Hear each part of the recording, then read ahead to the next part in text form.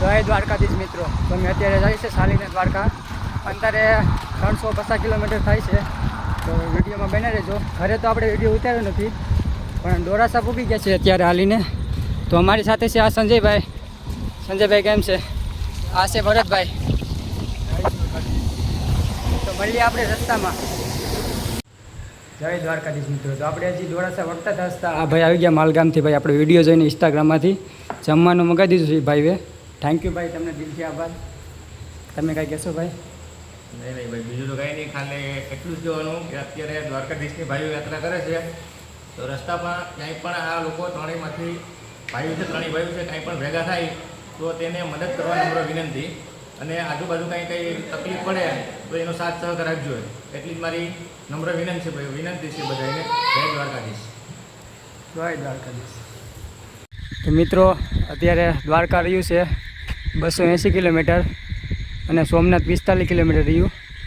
કોડીના અહીંથી 5-6 કિલોમીટર થતું હોય. અને અત્યારે વાગી ગયા છે ભાઈ, કેટલા વાગ્યા છે? ભાઈ વાગી ગયા છે 3. આમાં ટાઈમ નથી દેખાતો ઓલરેડી. હવે હાલા જઈએ છીએ હજી રાતના આપણે ભાઈ. ચાલુ જ છે હજી હાલવાનું. તો ભાઈ ભરતભાઈ અમારે થાકી ગયા છે કે પોરો ખાવો પડીએ. ભરતભાઈને પોરો ખવડાવી દીધો ભાઈ. સૂઈ ગયા છે અહીંયા. એટલે ઉતા નથી, ખાલી 5 મિનિટ તો પોરો આપી દઈએ, એટલે જેથી કરીને કોડીને પગીએ ને પોરો ખાઈ લઈએ આપણે. તો ફાઇનલી મિત્રો આપણે હોટલે પી લઈએ ચા. થોડાક આવીને હોટલ આવી ગઈશ. ચા પી લઈએ, હાલો ચા પીએ. કોડીનારમાં આપણે ભાણાના 2 કલાક આરામ કરી લીધો ને નાસ્તો એટલો બનાવી નાખ્યો છે.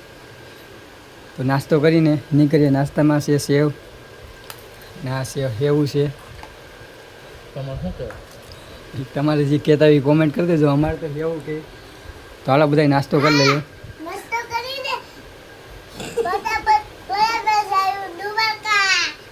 નાસ્તો કરીને દ્વારકા જવાનું છે. તો મિત્રો આપણે અત્યારે આ પટ્ટીમાં હાલવાનું છે. સડી ગયા છે ઉપર. લઈ લો અમારે ભરતભાઈને જાય ને જોરમાંથી. ફૂલ પાવરમાં છે ભાઈ. જય મંગલમાં મિત્રો. તો ફ્રેન્ડ્સની મંગલમાંની જગ્યા દેખાય છે, તો ત્યાં જઈને તમને બધાને દર્શન કરાવીએ. તો પ્રેમથી બોલીએ જય મંગલમાં. જય માં મંગલ. અને વિડીયોમાં બન્યા રહેજો, તમને દર્શન કરાવીએ ત્યાં જઈને. જય માં મંગલ, જય દ્વારકાધીશ. ફાઇનલી પહોંચી ગયા ફ્રેન્ડ્સની મંગલમાં. હવે તો દર્શન કરી લો તમે બધાય. અમે દર્શન કરી લીધા ભાઈ. તો આ અમારા સંજયભાઈ. જય માં મંગલ. આ ભરતભાઈ. કેમ છે ભાઈ, પગું દુખે છે કે? ના જરાય નહીં. મંગલમાના ધામમાં આવીએ એટલે પગું તો કાંઈ દુખે જ નહીં ભાઈ.